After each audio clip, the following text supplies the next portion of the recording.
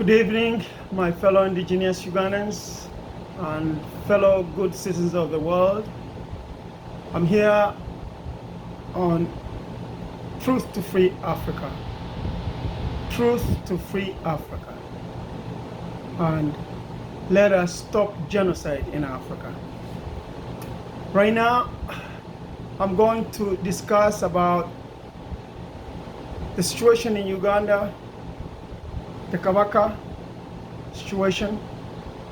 Yesterday, harassment of Honorable Kyagulanyi.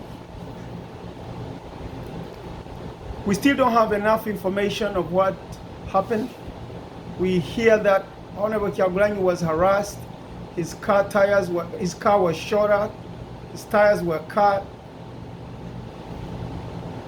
So this is what's going on in our beloved country, Uganda, under the Rwandese, Burundian Tutsi refugee, British puppet usurper dictatorship.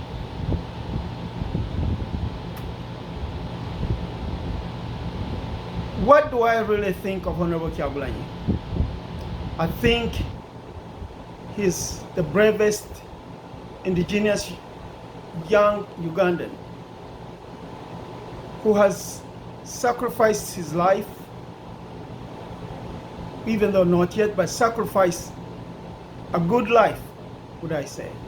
He could have lived a good life, a wealthy life, because he's a successful musician in Uganda, but because of what he saw going on in his country, he decided to enter into politics. So far, he has done very well. He's one of those leaders who has not been compromised. We see all the opposition that has been going after the present Rwandese Tutsi usurper dictatorship. Most of them seem to have been compromised. Not only have they been compromised, but we should all get to know that Ugandan opposition politics was also usurped by the same group that created a fake anti-dictatorship bush war in Uganda, and actually its goal was to take over the government of Uganda. And that goal and that group is the Rwandese Burundian Tutsi refugee group, led by the current president, the current usurper dictator Museveni, with his friends Mbabazi, Besigye, Mugisha Muntu, Paul Kagame, believe it or not, the current leader in Rwanda. These were the guys who went to the bush, deceived indigenous Ugandans, took advantage of what had been going on in Uganda with the dictatorship of Idi Amin and Obote. And they knew that the people would be very glad to know that someone was going to help fight against these people. But little did the Ugandans know that the people were starting the bush war, so-called anti-dictatorship bush war, were fake. They are Rwandese, Burundian Tutsi refugee, Ugandan imposters. And these are the same people ruling Uganda now, where after they took over the government of Uganda, they figured a way to also usurp Ugandan opposition politics. How did they do it? They killed most prominent indigenous Ugandans in every field of discipline, in every field of government, in every field of education, in every field of medicine, in all the disciplines. They killed the top indigenous Ugandans so they could establish the Rwandese Tutsi refugees as the dominant group in Uganda. Mind you, these are refugees. How were they able to do that? They were being backed by Britain with a British spy, now we know, by the name of William Pike. We know this from the usurper dictator himself, who revealed that William Pike is an still where he is, I don't know, but he was an MI6 British agent. This man was the Ajit propagandist journalist to convince indigenous Ugandans and the world that the people who were fighting the war in Uganda were justified because of the two dictatorships that had been running the country and that had also killed a lot of people. So, of course, many Ugandans supported the war without knowing that the people who had convinced them to do the war, to start the war, were Rwandese refugees and Burundian refugees backed by the British neo-colonialists. Having said that, they've been ruling Uganda for 35 years, tricking Ugandans to think that there is an opposition, which is Besigye, Mugisha Muntu, Amama Mbabazi, who were in the bush with Museveni,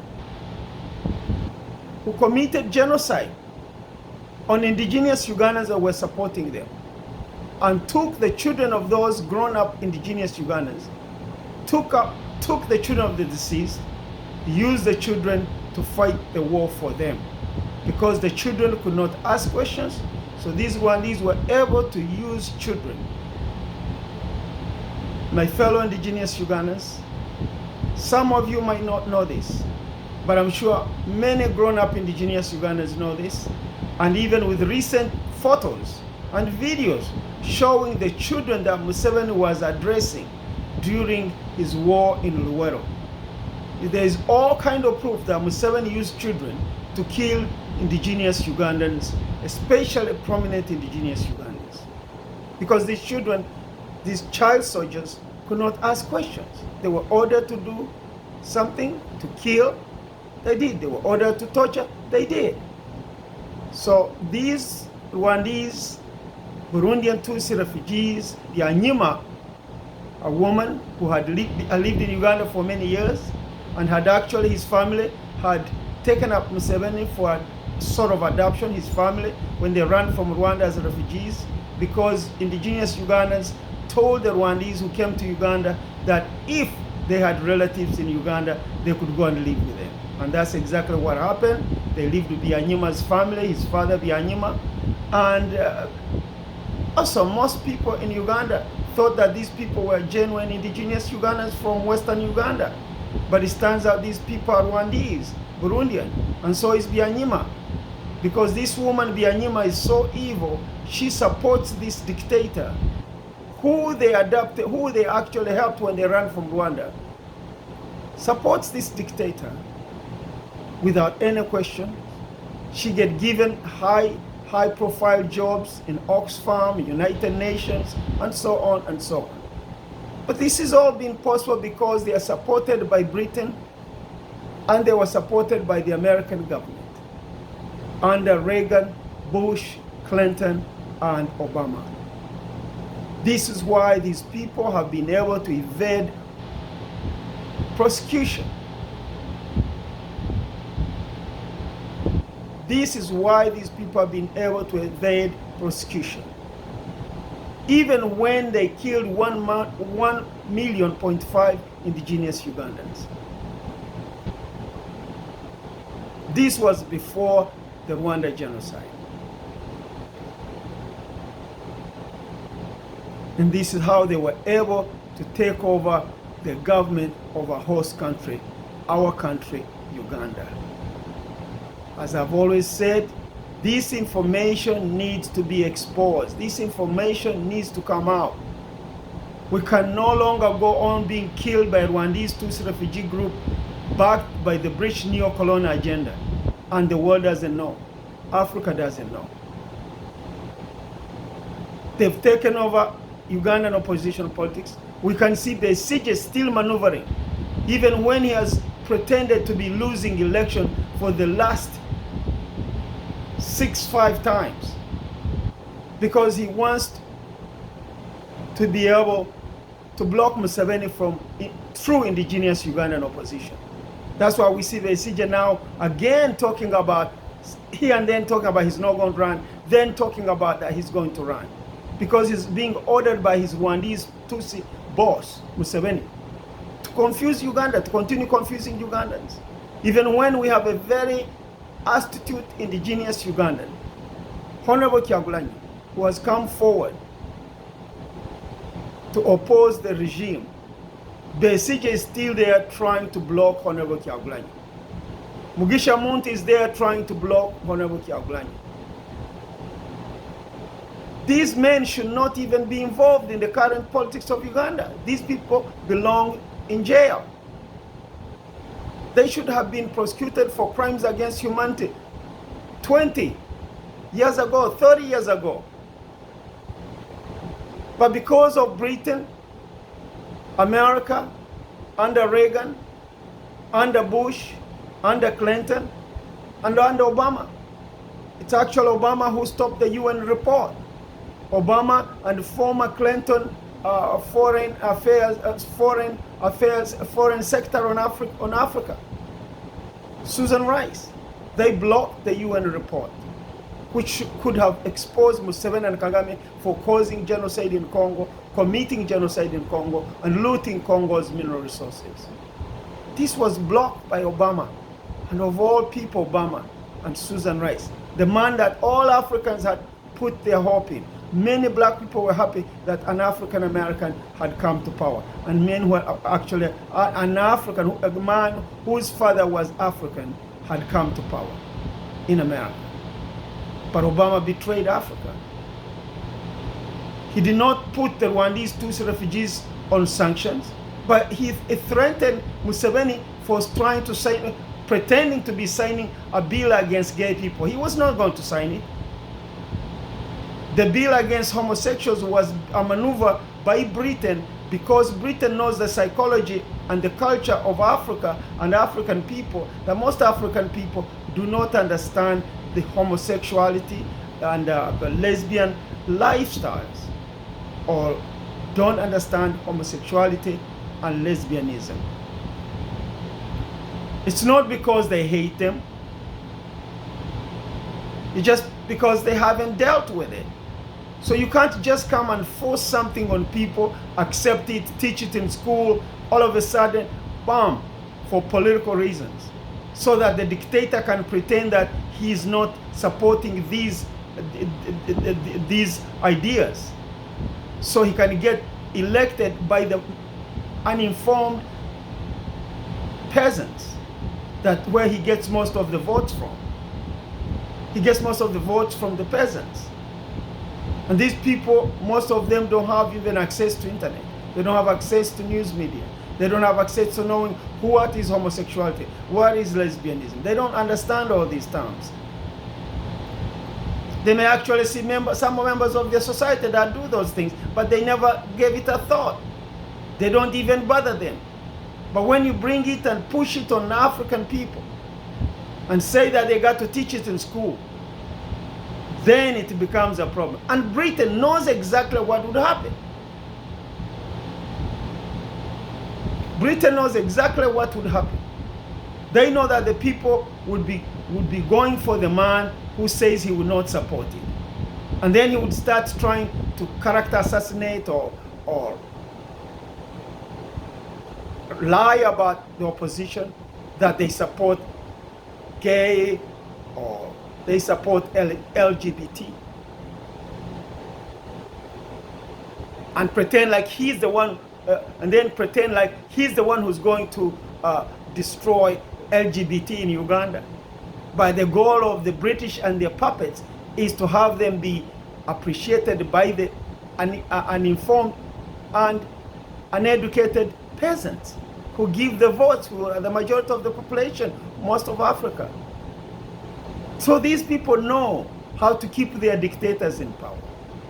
And Museveni has stayed in power through tricks like that, being given to him by the Europeans, the British, in fact, formerly by the Americans. How to stay in power by bringing issues like this that really don't concern our everyday lives in Africa. Many people are trying to survive. They're not trying to think about who is doing what with who.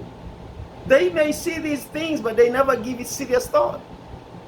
There has not been attacks on people, LGBT people.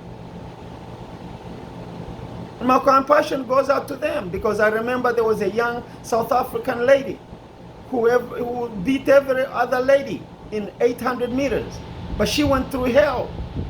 The women themselves that come from countries that say they support LGBT harassed her and said she was a man.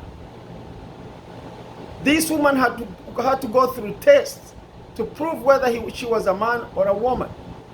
And she certainly was a woman, but who looked like a man. Some people are born that way. So if you need to help Africa, is to teach our people that, look at this lady. She went through hell. She suffered because other women from these same countries that are coming and forcing these ideas on Africans that Africans never gave a thought to. That Africans don't, in fact, Africans don't even give a thought about a man and a woman being together and how they should be together. It's not even taught in school. So anybody out there, that's why I'm calling upon the good people of this earth, the good citizens of this earth, and the good indigenous Ugandans, the good African people, to join indigenous Ugandan people, to kick the Rwandese, Burundian, Tutsi refugees who have been imposed on the people of Uganda. They've been imposed on the people of Uganda through arms, through torture, through genocide, and through complete trickery, like this LGBT issue that even Obama got involved in. Obama, in fact, shocked me that he threatened to put sanctions on Africa, on this dictator, this particular dictator, because this was all a political game. Had nothing to do with LGBT, had nothing to do with their rights or whatnot. It was just a political game to keep the dictator in power by creating an issue that was totally new to the minds of Ugandans. One guy, some people say, was killed by his own partner, but they said, oh, he was killed because he was gay. The issue is not LGBT in Uganda. The issue is genocide. But the Europeans, Americans, and all these Western media, they divert our people to LGBT, when the issue in Africa is genocide outsourced by Britain, America, and Israel. This is the issue in Africa. We have lost close to 20 million people in the entire Great Lakes region. By these same people that Obama was trying to put, threatening to put trade sanctions on. The same people that they're trying to keep in power by bringing an issue that is of very minute importance in Uganda and Africa. Because we have not even dealt with that issue. Just like the West, how many years has it taken the West to deal with the issue of LGBT? How many years? And there are still places in this country, in America, different states that don't accept LGBT, that don't accept marriage of LGBT people. But because they want to impose a refugee group in Uganda, Rwanda, and Congo, a minority group that was brainwashed by the Belgians to think that they are not black because of their straight nose, to think that they are white, somehow made black by the African sun, trying to force these people on the entire region. They bring LGBT as an issue, where our issue is genocide of African people. Genocide of African people, ladies and gentlemen. The good citizens of the world, the good citizens of Africa, the good citizens of Uganda, I appeal to you to expose the Rwandese, Burundian, Tutsi refugees, Museveni, Kagame, and Kabila, Amama Mbabazi, that killed Ugandan people in Luwero. 1.5. They went on to Acholi and killed almost 2 million Acholis, blaming it on a third party. The same thing in Luwero, they blamed it on Obata, where their goal was to create confusion, kill people. They themselves admit that they used to dress up in the government military uniforms, go and kill people, and take their children and use their children to fight the war for them, because the children could not ask questions. They use our Ugandan children for child soldiering.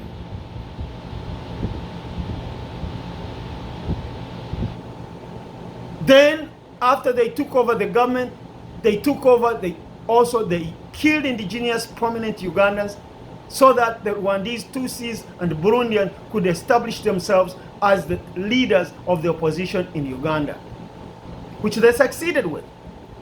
And those leaders, opposition leaders, are Besigye, Mugisha Muntu, and Mama Mbabazi.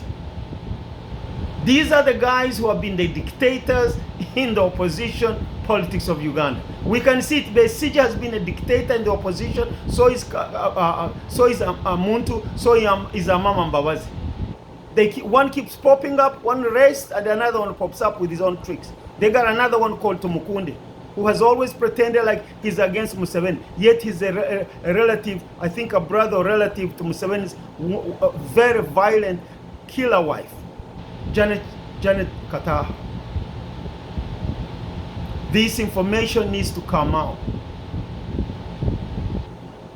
The Rwandese Tutsi refugees and Burundian Tutsi refugees, backed by Britain, to kill indigenous Ugandan and also take over the government of their home country, Rwanda, where they are minority. These guys should not be the leaders by arms. They're leaders by force.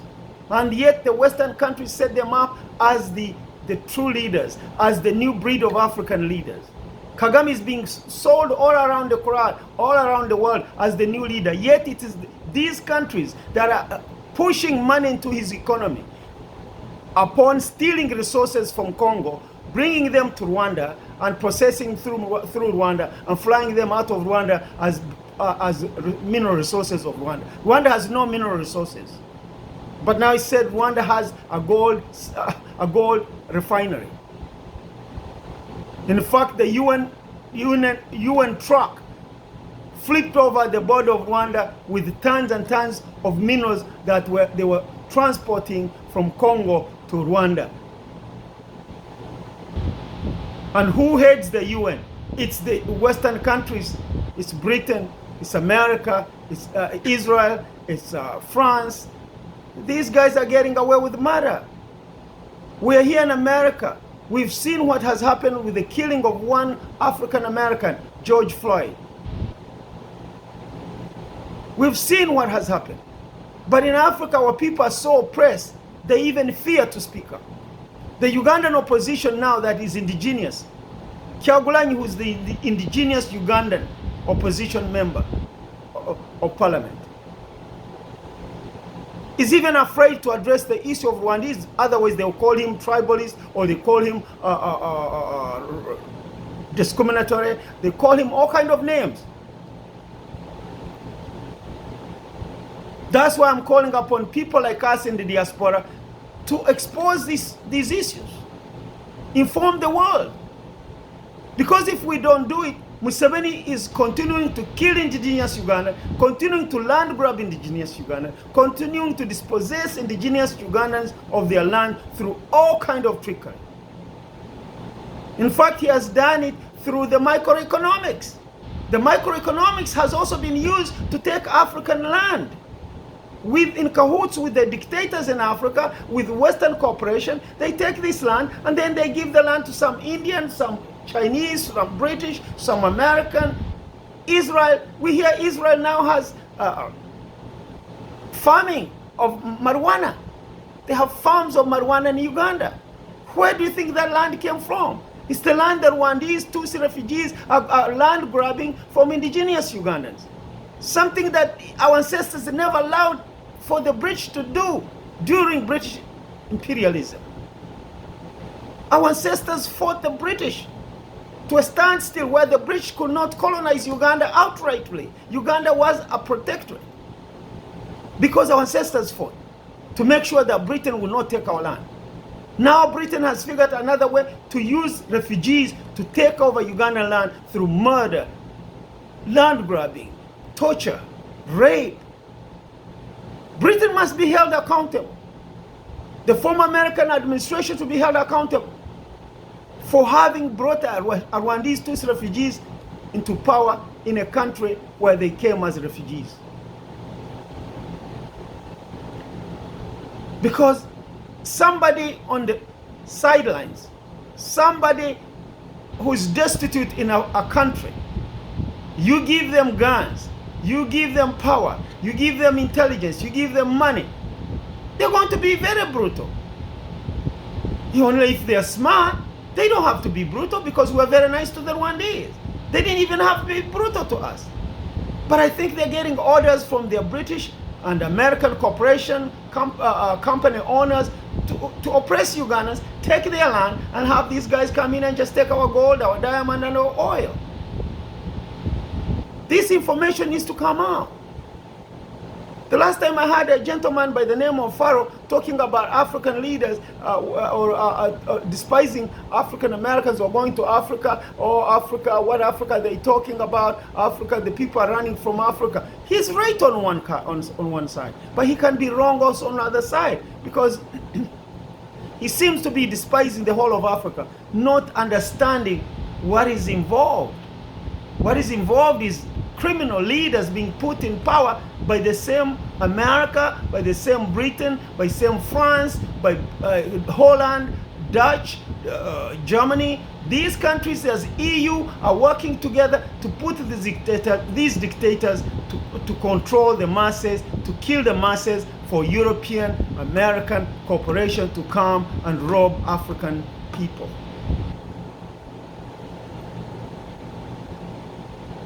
They are the ones giving all Museveni. In fact, soon as Obama threatened him with sanctions for if he signed the law for if he signed the anti-gay or anti-LGBT law, when Obama threatened him with sanctions, this man quickly changed his mind.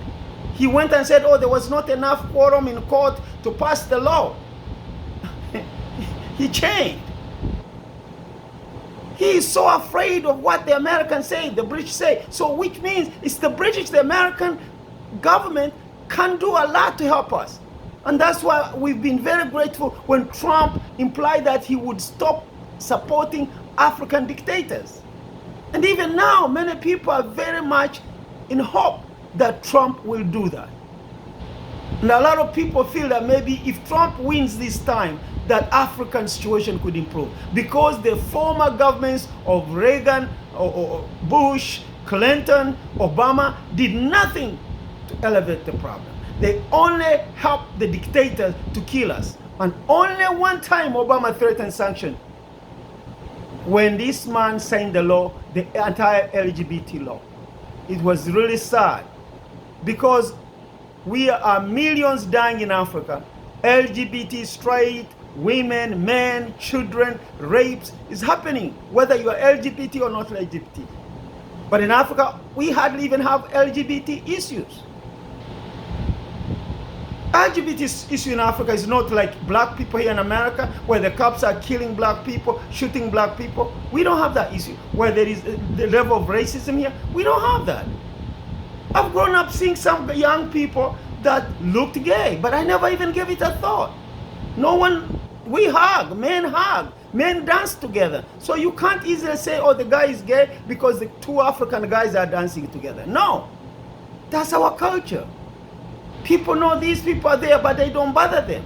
But when you come and start making it political, you bringing in other sensitive issues, then you are confusing our people in Africa.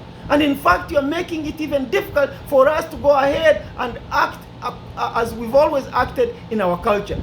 In my culture, I can dance with a guy. In my culture, maybe if there is not enough room, I can sleep with another guy. But over here, if you dance with a guy, all of a sudden, yeah, you're gay. You don't have to be gay in Africa. These issues need to be explained even to the gay people here in America, to the LGBT people in America, to understand that it's not true that Africans are against LGBTs. It's only made political, and when they make it political, they are bringing in the heart of people. They're bringing in people who have been, genocide has been committed on. And these dictators know how to manipulate, because they are being manipulated and used by Western countries. Now is Chinese. Indians are very prominent in undermining African economic empowerment. The Indians. Now the Chinese. African people are being attacked from different angles by different people. We are being hated by different people. We're seeing hate of African people in India. We're seeing hate of African people in China. Hate in Europe. The only country I see that is strong is America. Yes, America. In this country, there's still laws against racism. There's still civil rights laws. In countries like China, there's no civil rights laws for people of color, black African people. There's no civil rights law in India for African people. In fact, India killed off the black population, and the few who are there, the Afro-Indians were here, and the Africans, in fact, African people that live in India are oppressed and discriminated. They don't even own the land where they live on. Yet the Indians come to Africa, they live happily. The British created laws to protect them during colonialism so that they could have business. Africans will not have a business within a radius of Indian businesses. And then they turn around and say, Africans can't do business, or Indians know how to do business. No. Indians were handed the business in Africa by the British, by the colonialists, by the French. So were the Lebanese. The Lebanese were handed business in Africa by the colonialists because they wanted to stop an African middle class which would challenge the colonial powers of Britain and France, Germany, the Dutch in South Africa, the French. This information needs to come out because I believe there are a lot of good people in this world that don't know that these things are going on against African people. There's a whole campaign to kill African people. There are videos coming out with good white people that have been involved in these things, and they've had second thoughts about what they did. And they've come out and said, look, we were planting AIDS in Africa. We were planting AIDS in South Africa, Mozambique, Angola. We've seen those. And these people are sincere. We've seen doctors come out and talk about how there is a scientist agenda to kill Africans. So what are we Africans supposed to do? What are our leaders supposed to do? But that's why they're putting dictators in Africa, puppets, people who have no morals, people who are criminals, people who have no thinking for love for the country they rule. They put them in power because they will never question these countries that are trying to exterminate the black race. The African leaders must come out and ask questions. What's going on? We see all kinds of maneuvers against black people. In Uganda, we have Rwandese Tutsi refugees killing our people. In Nigeria, you have a people, Fulanese Muslim group that is going and committing genocide. You don't hear any outcry against it. There's Boko Haram. Many people are saying that these groups are supported by foreign agents. They're supported by foreign countries that want to exploit Africa, that don't want to see Africa develop. We saw what they did in Libya. They knew that the weapons would end up in the hands of the terrorists. Right after the war, the whole West Africa was being attacked by terrorists. So who is responsible for that? These are not Africans. These people are being engineered by foreign agents, foreign governments to cause suffering in Africa, to cause problems in Africa. So Africa stays tied down, fighting each other. We see a situation in Sudan. Yeah, Bashir went out, but the man who was carrying out the killing was allowed to stay in the government of Sudan. The killer, the real engineer of the genocide in Darfur is still the government of Sudan. These are the people they want to stay ruling Africa. Instead of having normal leaders that care for their people. These are the leaders they kill. We saw what happened with Lumumba. We saw what happened with Samora Machel. We saw what happened with Dr. Nkrumah. Recently, we saw what happened to Sankara, Captain Sankara. It's high time we start appealing to our own African leaders to stop killing our people. Give up power. We can also appeal to Western countries to stop supporting dictators in Africa.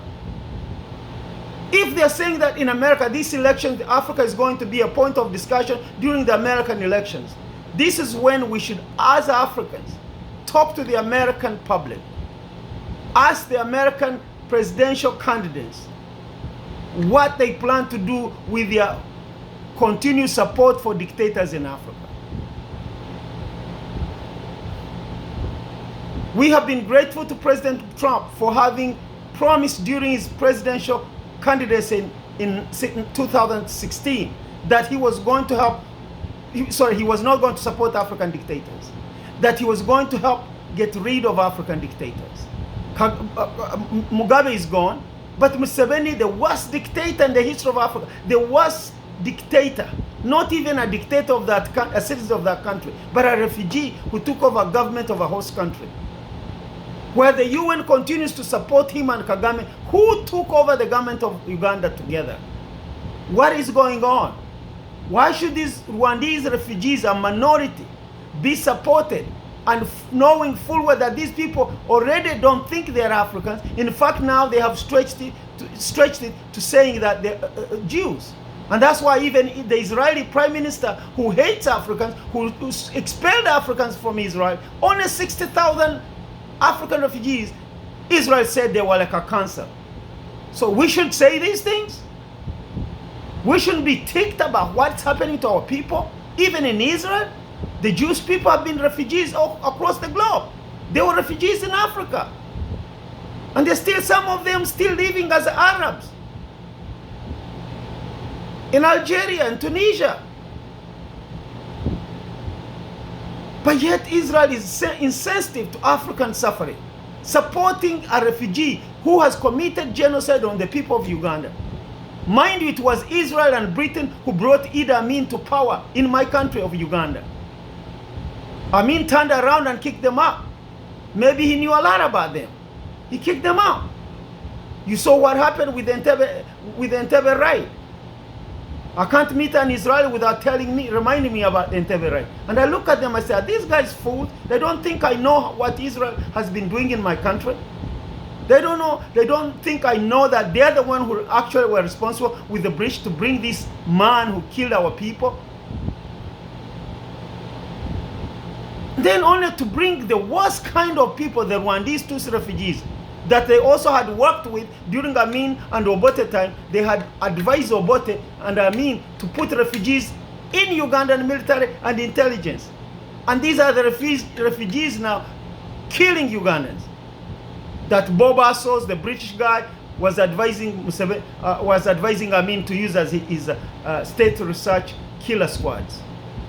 These Rwandese, so what they are doing is they learned from Uganda through the British maneuvers within the Ugandan military and having been close to the dictators in Uganda. Mind you, Obote was brought to power by Britain. They brought him from Kenya. He was a high school dropout. He was in Kenya working for a British European company. They brought him from Kenya. They brought him back to Uganda. What did he do? He started interfering with the kingdom. The kingdoms that fought Britain. This man, all of a sudden, wants to get rid of the kingdom. He got rid of the kingdoms in Uganda. Obote, brought from Kenya, a high school dropout. Brought from Kenya. They used him to undermine well-established kingdoms that had defeated the British on battlefields and actually forced Britain to not colonize Uganda and only have Uganda as a protectorate. The British have always been jealous and envious on Ugandan people for having fought them and forced them to accept a protectorate status than a colonial status for Uganda.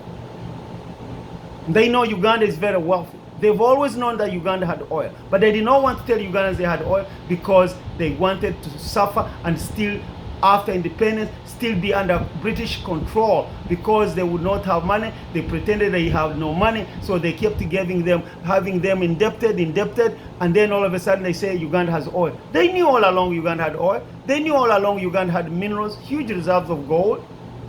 Only now to put in the Rwandese, that's when we see them, a refugee group that has no love for people of Uganda. That's when the British and the Western allies say, oh, Uganda found oil, oh, Uganda found gold. They knew all along, but they wanted to have it when they had their own real puppets, a refugee group from Rwanda that is killing and torturing Ugandans. And Honorable Kyagulanyi, a true indigenous Ugandan opposition member of parliament, comes under the midst of all this. That's why I respect Honorable Kyagulanyi. And in fact, the first indigenous Ugandan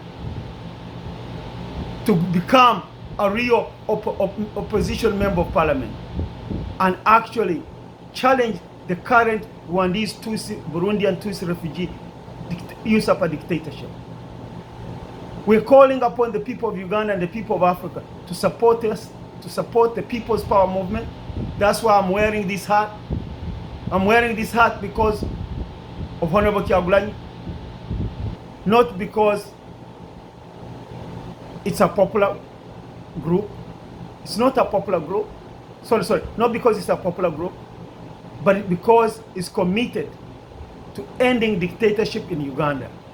It's a true indigenous Ugandan movement. We need the support of all African people, all good people of Africa, all good citizens of the world, to bring this information to the world that Uganda is being tortured, murdered, land grabbed, genocide committed since 1981.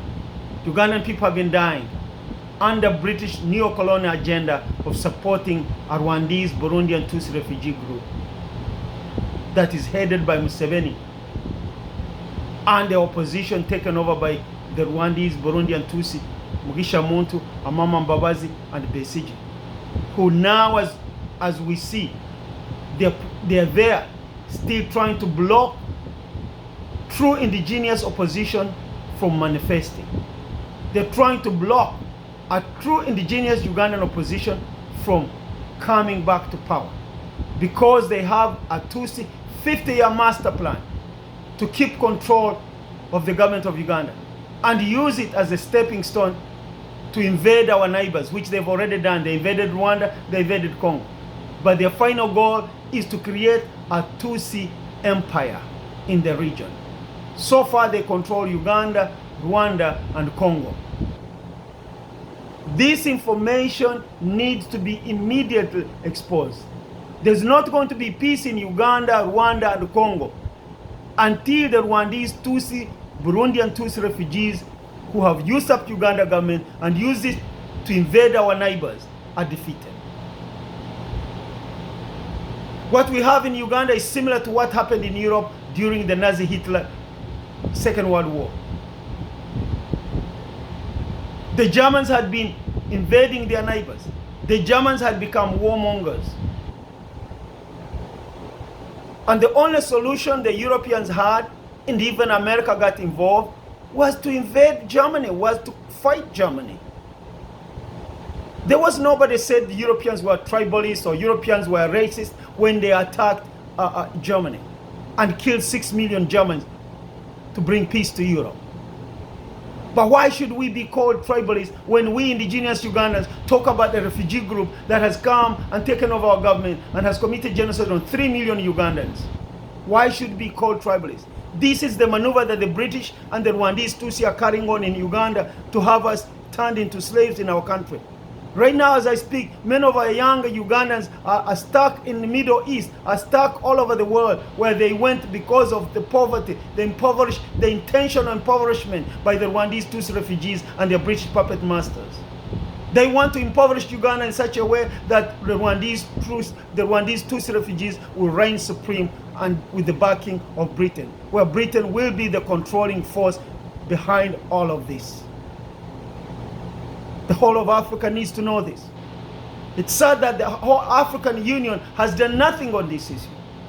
The African Union should be out in arms against what the Rwandese are doing in Uganda, against what the Rwandese have done. The Rwandese Tutsi minority has done in Rwanda, has done in Uganda, has done in Congo, has done in South Sudan.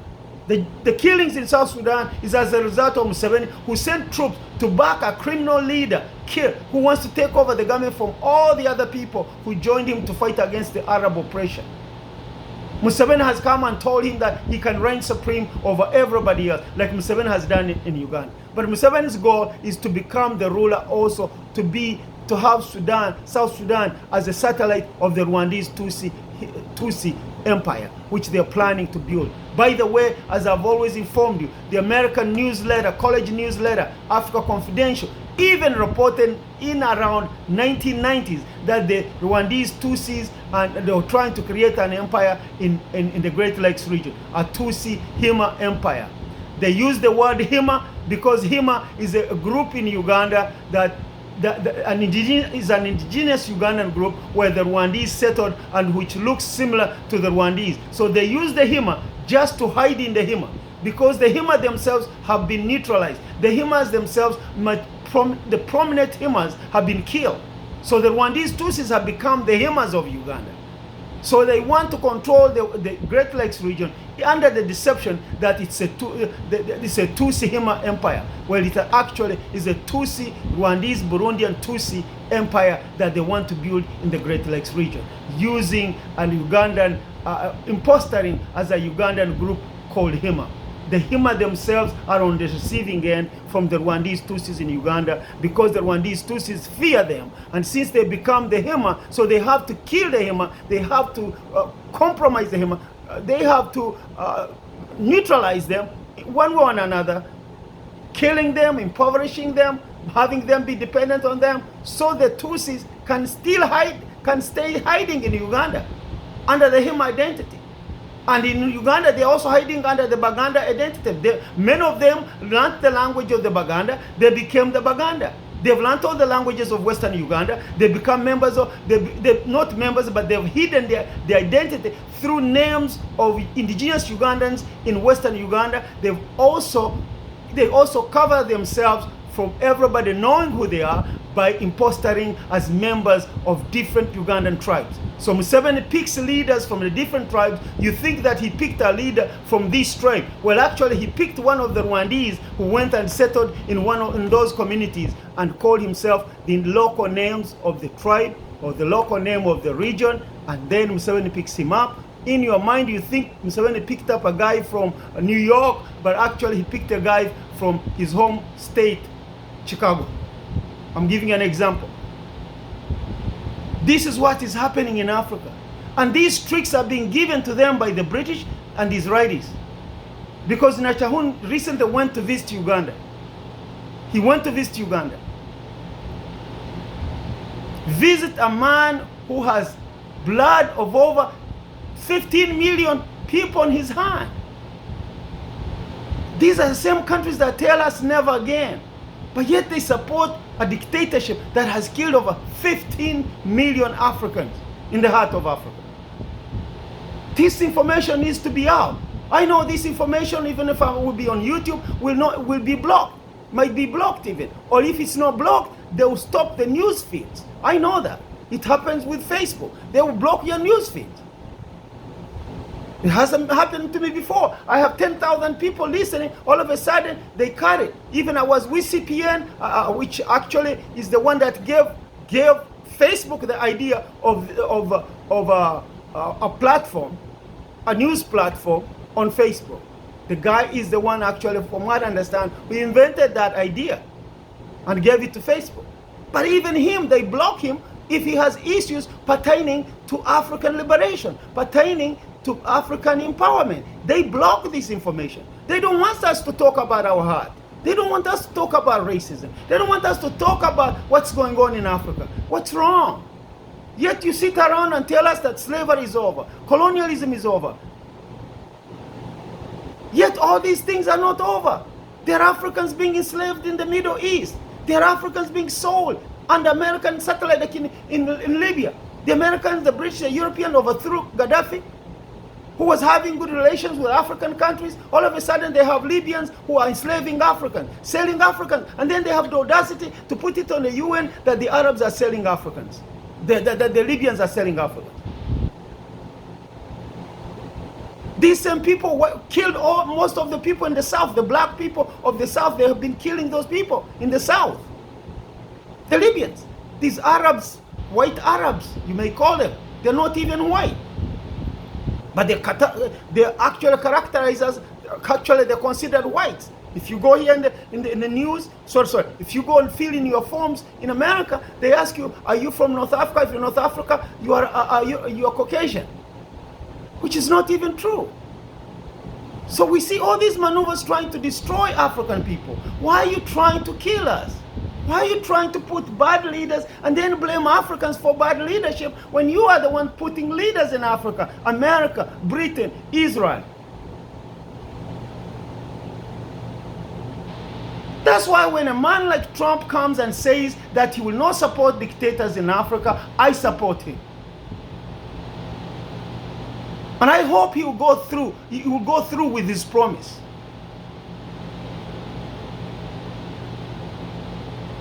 African people cannot be deceived anymore, making us think that this guy is racist and having us be emotional about it.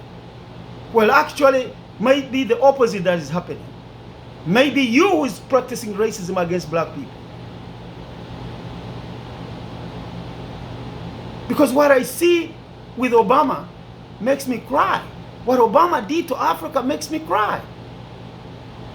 How we could have ignored the genocide and used Susan Rice to block the UN report on the people who had committed genocide on African people. How could this happen?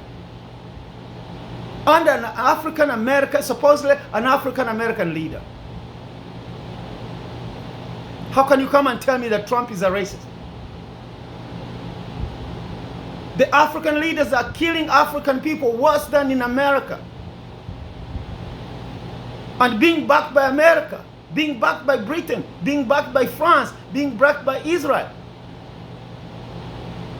That's why I didn't blame President Trump when he said African countries are shithole countries, because they are. But our goal, we Africans, our point is to go to President Trump and explain to him and say, sir, these people, our countries, yeah, they look like shithole countries, but they're not shithole countries. That's why everybody's coming to rob the gold, to rob the diamond.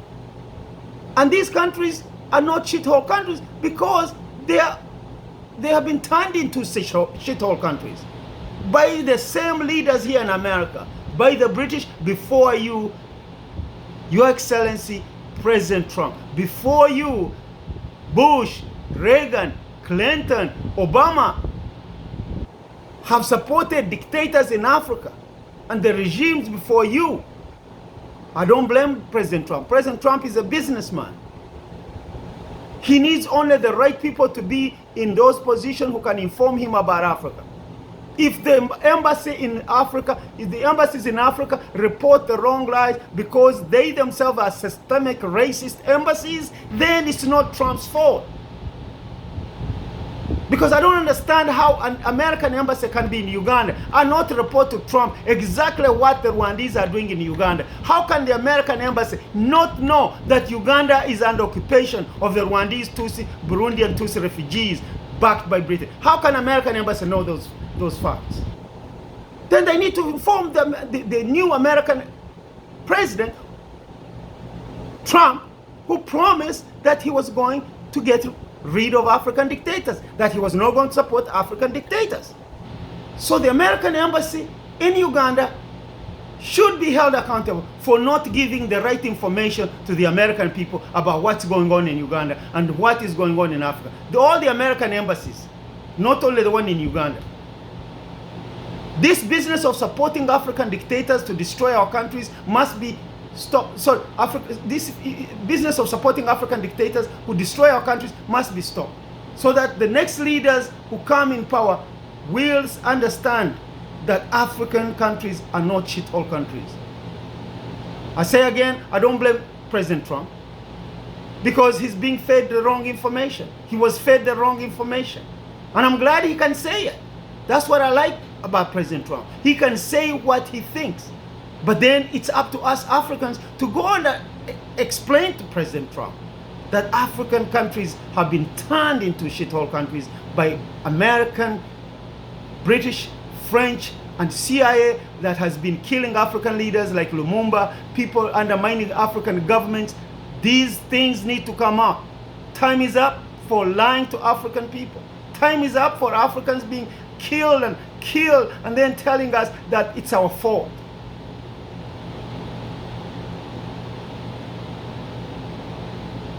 And Honorable Kyagulanyi, a brave indigenous Ugandan, comes and under the midst of all this. He comes in the midst of all this confusion. The usurper, Rwandese Tutsi, Burundian Tutsi refugee usurper dictatorship in Uganda that is even trying to kill him.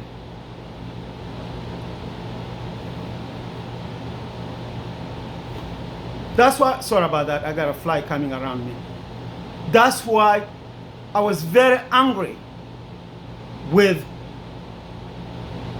Mr. Kiyingi. I was very angry, I repeat, with Dr. Kiyingi, who is supposed to be an opposition in diaspora. One of supposed to be a prominent Ugandan opposition in diaspora. When I asked him one question, what do you think about the Rwandese occupying our country, killing our people? His answer to me was, the Rwandese, not all Rwandese are bad, some Rwandese have done good for Uganda. I have an answer to Dr. Kiyingi. Dr. Kiyingi, even in law, if you commit a serious crime, nobody's going to say, oh, he was a good guy before, he didn't do this before. If you kill somebody, if you kill 10 people, are you really going to be forgiven for that? Just because, oh, some of you have done good? No. You can't stop. I'm not saying some of those who've done good will be punished. I'm not saying that all the people who are Rwandese, Burundian Tutsis must be punished for the sins of a few people. All I'm saying is that the fact is Rwandese, Burundian Tutsis are the ones oppressing Ugandans right now. And in fact, in Uganda, I tend to think majority of them have worked with Museveni, considering that the Rwandese, Burundian Tutsi refugees are a minority. But because they have hidden among our tribes, they spy on us, they kill us from within, they go and help Museveni to stay in power for 35 years. So for you, Dr. King, to have told me that, I felt very, very hurt. And it's actually made me wonder whether you are an indigenous Ugandan. So led me to say that Dr. Kiyingi, for what has happened to our country, for what the Rwandese, Burundian Tutsi have done, imposted as indigenous Ugandan, I would also ask of you to prove to us that you are indeed an indigenous Ugandan. And if you are not an indigenous Ugandan, please let us know that you are a Rwandese Tutsi or Burundian Tutsi who has lived for many years in Uganda and has the love of Uganda at your heart, and that you will not support an evil dictatorship that whose members are also your kinsmen. Mr. Kiyingi asked that of you. Please tell us. I was very hurt when you told me that not all Rwandese are bad. I don't say all Rwandese are bad. I've many times said that I have helped some of my relatives' children who are half Rwandese. So for you to have said that, that's an insult to my intelligence. And that's an insult to all indigenous Ugandan intelligence. So Mr. Kiyingi, I ask you to come out and let us know who you are. You've said that you want to do Plan B. I've supported you, I've been on Radio Mnasi, I've even talked to you, but for you to have said that, and you even never called me to explain to me what you meant by that. You never called me to explain that to me. I tried to get in touch with you, nobody told me to get in, no way I was able to get in touch with you. When I asked you that question, I was not even allowed to answer you back when you made such an answer to me. We know that Besigye is a Rwandese. Lukwago, a man that many Ugandans have died for, trying to make him the mayor of Kampala, the capital city of Uganda. This man is not an indigenous Ugandan.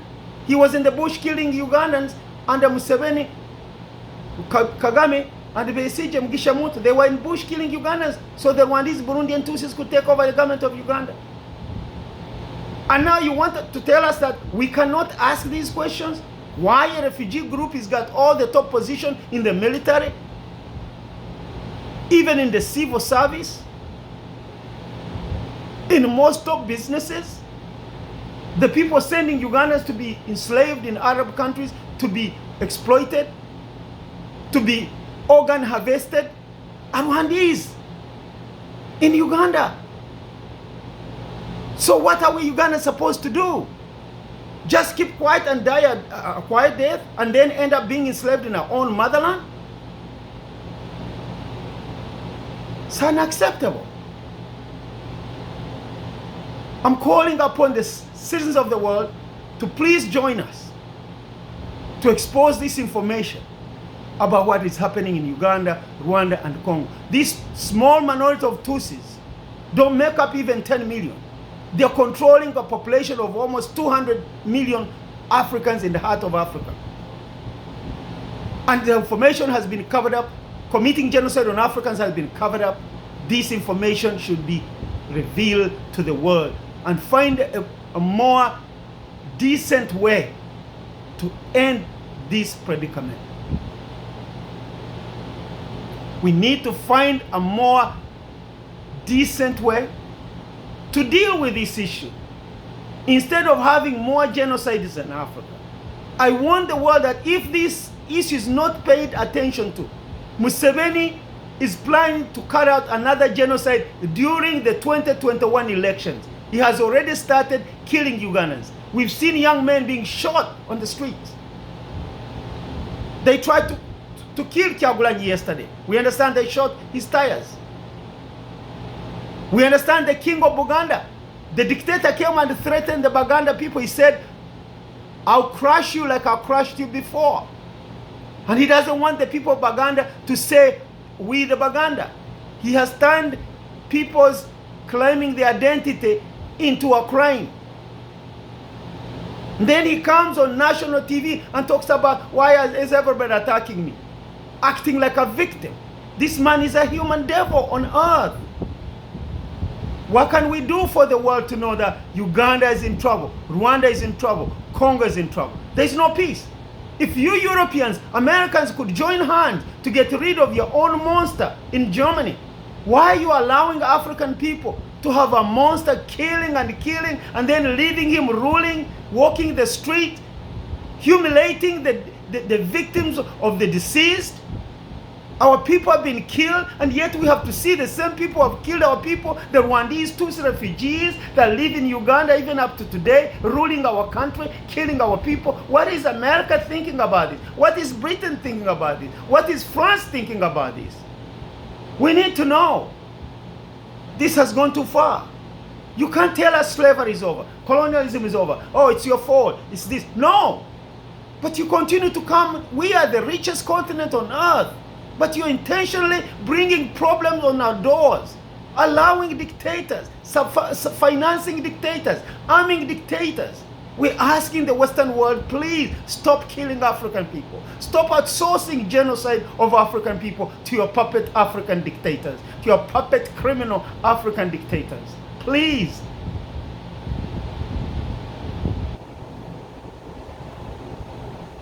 We're asking you. We are not terrorists. We are only talking about justice in Africa.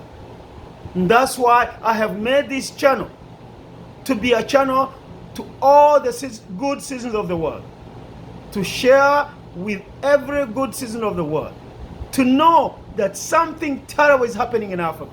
They are using destitute individuals, giving them guns, refugees, cattle herders, camel herders, to be the leaders in Africa, commit genocide on their people, and they turn their eyes that way.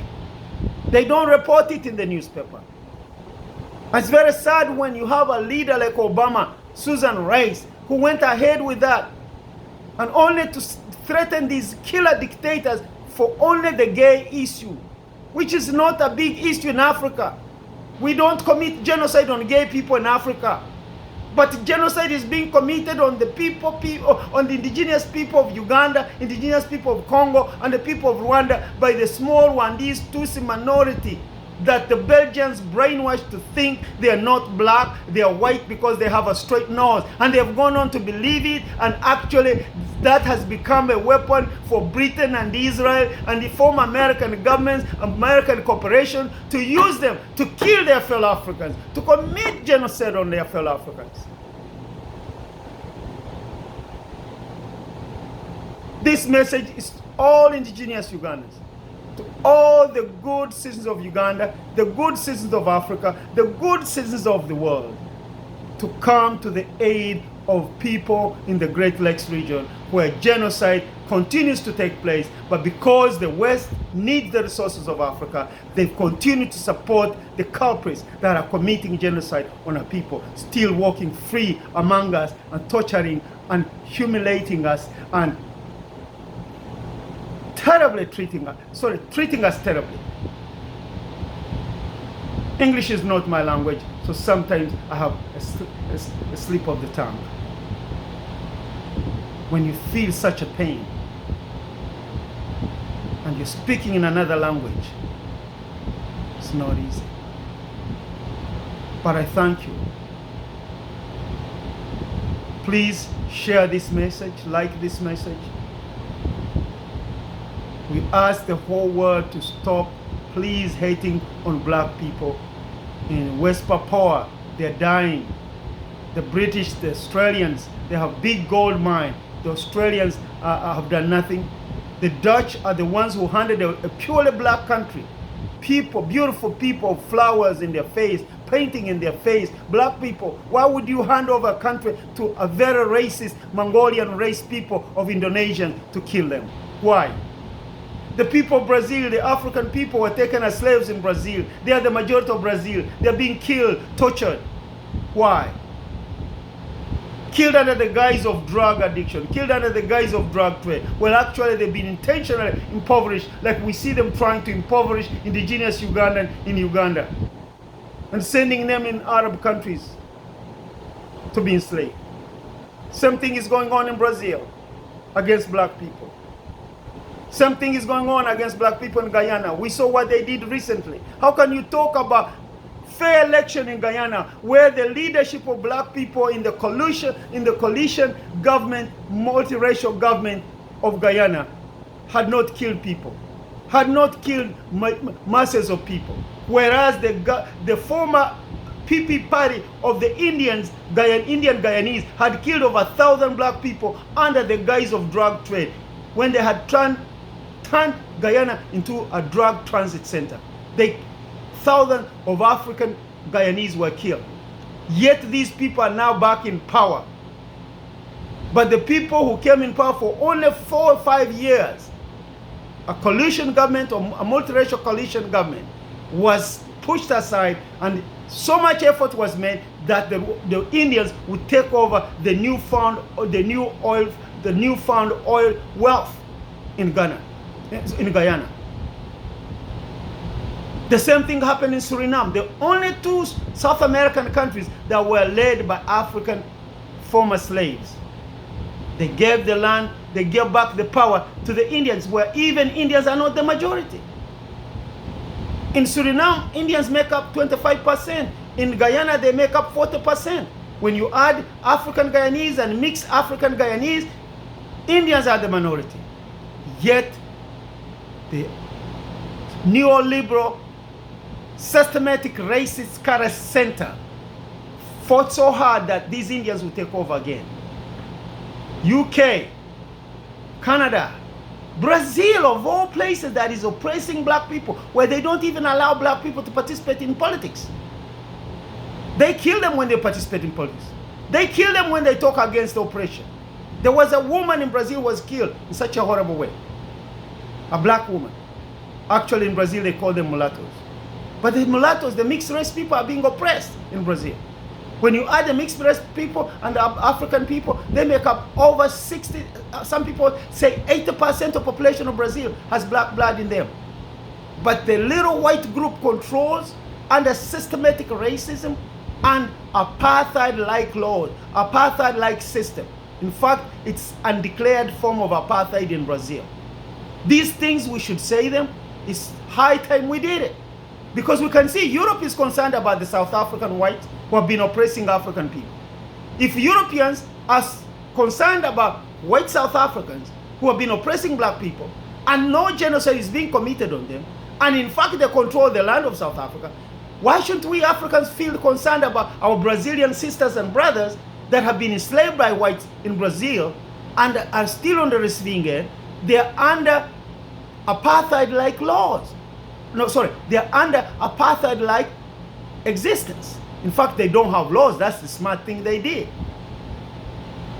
It's an undeclared form of apartheid in Brazil, where over 70% of people who are black live under poverty and oppression. Police killings. Police killings here in America makes it look like nothing. In Brazil, they kill black people like rats. We have to forget the issue of just looking at Uganda, just looking at here in America. Black people all across the world, we have to start talking about our plight wherever we are. Even in India, they're oppressing the original inhabitants of India. Even in the Philippines, the original inhabitants of Philippines are being oppressed.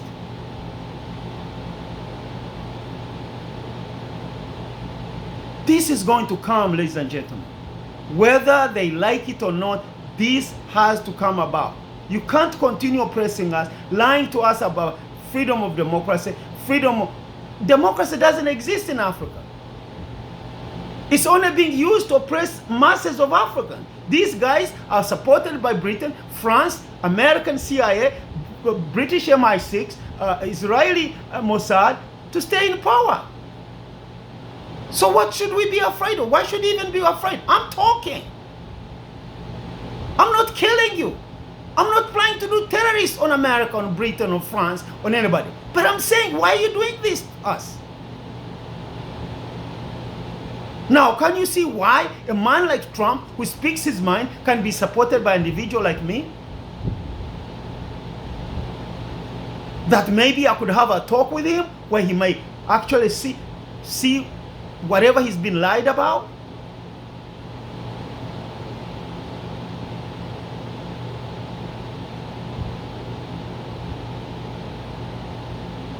This is the issue.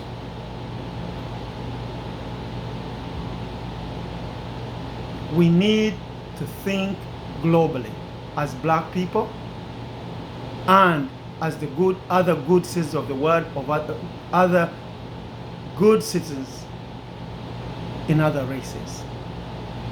All the good citizens of the world don't have to be black. I don't have to be white to see a white person suffering and feel sorry. So shouldn't you be black to see a black person suffering and feel sorry? Thank you for listening. May the Creator Almighty of our ancestors continue to guide us and protect us. Thank you and goodbye.